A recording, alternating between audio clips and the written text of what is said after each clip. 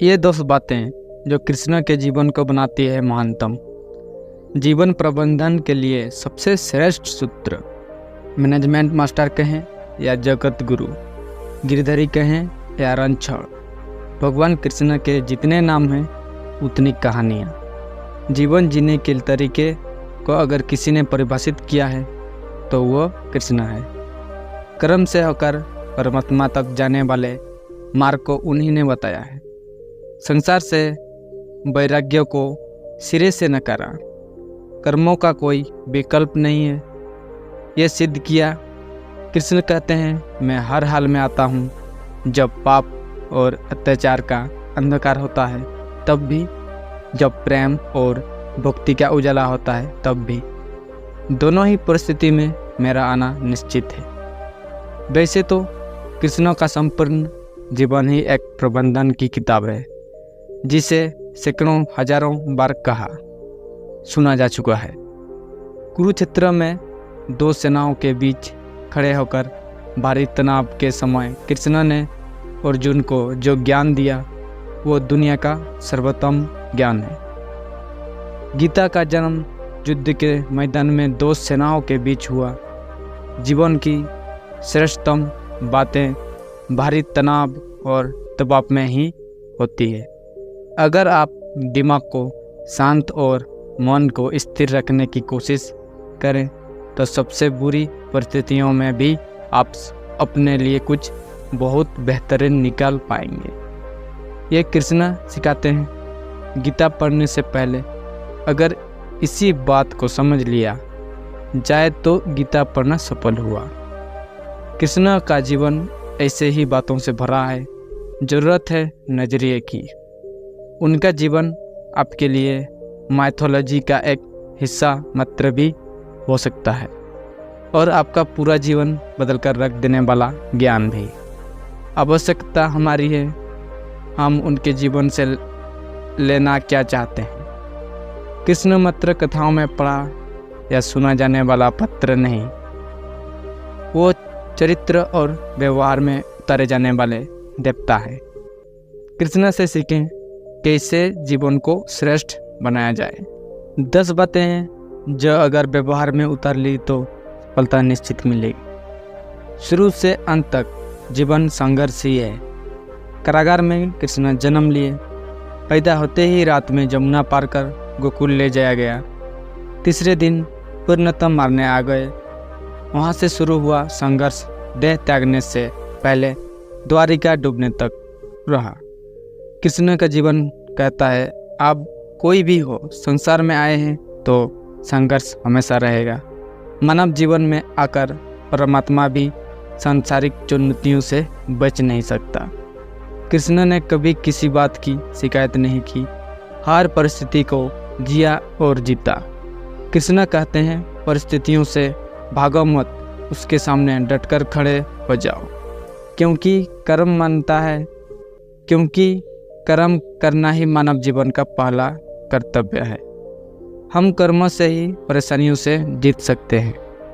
दूसरा नंबर, स्वस्थ शरीर से ही विजय है। कृष्ण का बचपन माखन मिश्री खाते हुए गुजरा।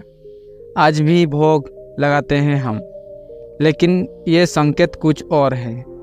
आहार अच्छा हो, शुद्ध हो, बल देने वाला हो। बचपन में शरीर को अच्छा आहार मिलेगा तो ही इंसान युवा होकर वीर बनेगा।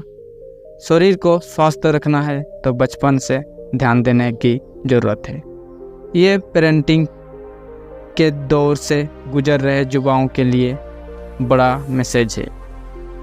अपने बच्चों को ऐसा खाना दे जो उनको बल दे, सिर्फ स्वाद के लिए ही न खिलाए, तभी वे बड़े होकर स्वयं को और समाज को सही दिशा ले जा पाएंगे।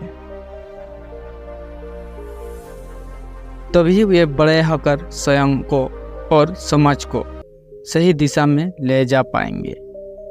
तीसरा नंबर, पढ़ाई किताबी ना हो, रचनात्मक हो। कृष्ण ने अपनी शिक्षा मध्य प्रदेश के उज्जैन में संदीपनी कृषि के आश्रम में संदीपनी ऋषि के आश्रम में रहकर पूरी की थी। कहा जाता है 64 दिन में उन्होंने 64 कलाओं का ज्ञान हासिल कर लिया था। वैदिक ज्ञान के अलावा उन्होंने कलाएं सीखी। शिक्षा ऐसी ही होनी चाहिए जो हमारे व्यक्तित्व का रचनात्मक विकास करे। संगीत, नृत्य, युद्ध सहित 64 कलाओं कृष्ण के व्यक्तित्व का हिस्सा है। बच्चों में कड़ा ज्ञान ना भरे, उनकी रचनात्मक को नए आयाम मिले, ऐसी शिक्षा व्यवस्था हो। चौथा नंबर, रिश्तों से ही जीवन है, बिना रिश्तों के कुछ नहीं। कृष्ण ने जीवन भर कभी उन लोगों का साथ नहीं छोड़ा जिनको मन से अपना माना। अर्जुन से वे युवावस्था में मिले, ऐसा महाभारत कहती है, लेकिन अर्जुन से उनका रिश्ता हमेशा मन का रहा। सुदामा हो या उद्धव, कृष्ण ने जिसे अपना मान लिया उसका साथ जीवन भर दिया। रिश्तों के लिए कृष्ण ने कोई लड़ाइयाँ लड़ी और रिश्तों से ही कोई लड़ाइयाँ जीती। उनका सीधा संदेश है, सांसारिक इंसान की सबसे बड़ी धरोहर रिश्ते ही है। अगर किसी के पास रिश्तों का साथी नहीं है तो वो इंसान संसार के लिए गैर जरूरी है। इसलिए अपने रिश्तों को दिल से जिए, दिमाग से नहीं। नारी का सम्मान समाज के लिए जरूरी। राक्षस नरकासुर का आतंक था। करीब 16,100 महिलाओं को उसने अपने महल में कैद किया था।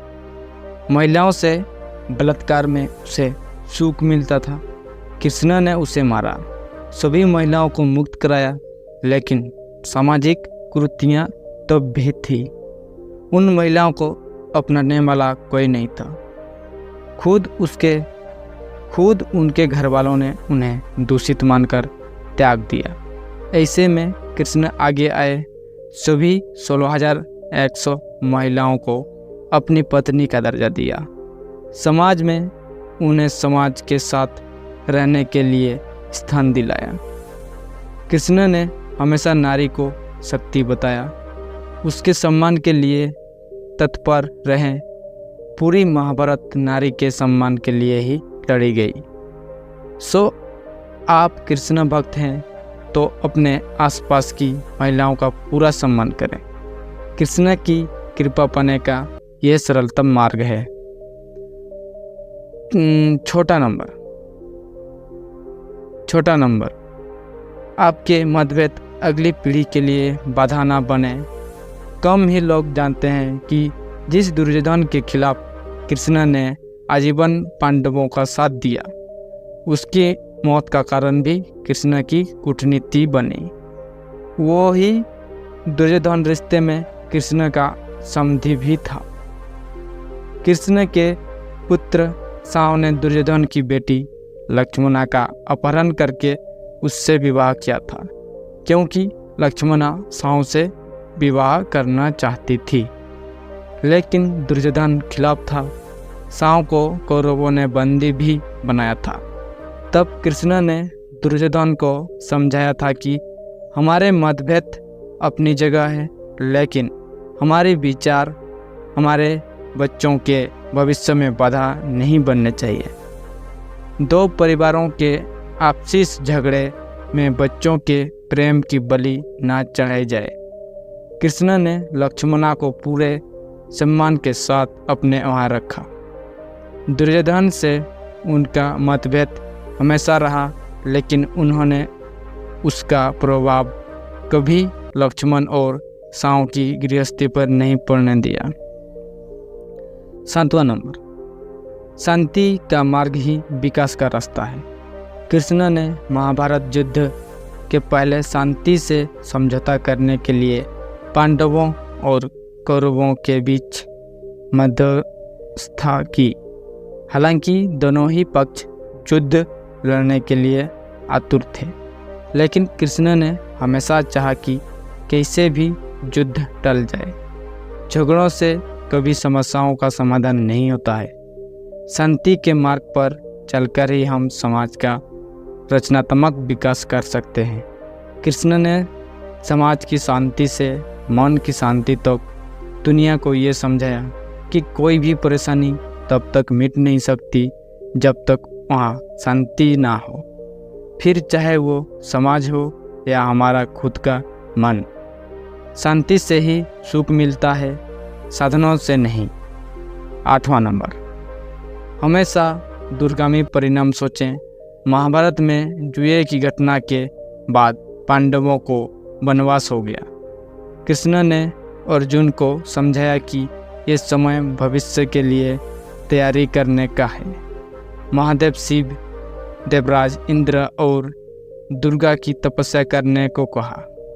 कृष्ण जानते थे कि दुर्योधन को कितना भी समझाया जाए वो पांडवों को कभी उनका राज्य नहीं लौटाएगा। तब शक्ति और सामर्थ्य की जरूरत होगी। कर्ण के कुंडल कवच पांडवों की जीत में आएंगे, ये भी वे जानते थे। उन्होंने हर चीज़ पर बहुत दूरगामी सोच रखी। कोई भी फैसला तत्कालिक आवेश में नहीं लिया। हर चीज़ के लिए आने वाली पीढ़ियों तक का सोचा। वही सोच समाज का निर्माण करती है। 9 नंबर, हर परिस्थिति में मन शांत और दिमाग स्थिर रहे। पांडवों के राजसूय यज्ञों में शिशुपाल कृष्ण को अपशब्द कहता रहा। छोटा भाई था लेकिन मर्यादाएं तोड़ दी। पूरी सभा चकित थी। उच्च क्रोधित भी थे लेकिन कृष्ण शांत थे, मुस्कुरा रहे थे। शांति दूत बनकर गए तो दुर्योधन ने अपमान किया। कृष्ण शांत रहे। अगर हमारा दिमाग स्थिर है, मन शांत है, तभी हम कोई सही निर्णय ले पाएंगे। आवेश में हमेशा हादसे होते हैं, ये कृष्ण सिखाते हैं। विपरीत परिस्थितियों में भी कभी विचलित नहीं होने का गुण कृष्ण से बेहतर कोई नहीं जानता। लास्ट और 10वां नंबर, लीडर बने, श्रेय लेने की हर से बचें। कृष्ण ने दुनिया भर के राजाओं को जीता था। जहाँ ऐसे राजाओं का राज था जो भ्रष्ट थे, जैसे जरासंध, लेकिन कभी किसी राजा का सिंहासन नहीं छीना। कृष्ण के पूरे जीवन में कभी ऐसा नहीं हुआ कि उन्होंने किसी राज्य को मारकर उसका शासन खुद लिया। जरासंध को मारकर उसके बेटे को राजा बनाया जो चरित्र का अच्छा था। सभी जगह ऐसे लोगों को बैठाया जो धर्म को जानते थे। कभी किंग नहीं बने, हमेशा किंग मेकर की भूमिका में रहें। महाभारत युद्ध में भी खुद हथियार नहीं उठाया, पूरा युद्ध कूटनीति से लड़ा। पांडवों को सलाह देते रहे लेकिन जीतने का श्रेय भीम और अर्जुन को दिया। दोस्तों, ये वीडियो आपको अगर अच्छा लगा हो, आपके जीवन में कोई काम का लगा हो, तो वीडियो को लाइक करके चैनल को सब्सक्राइब कर दीजिए। मिलते हैं अगले वीडियो में, तब तक के लिए धन्यवाद।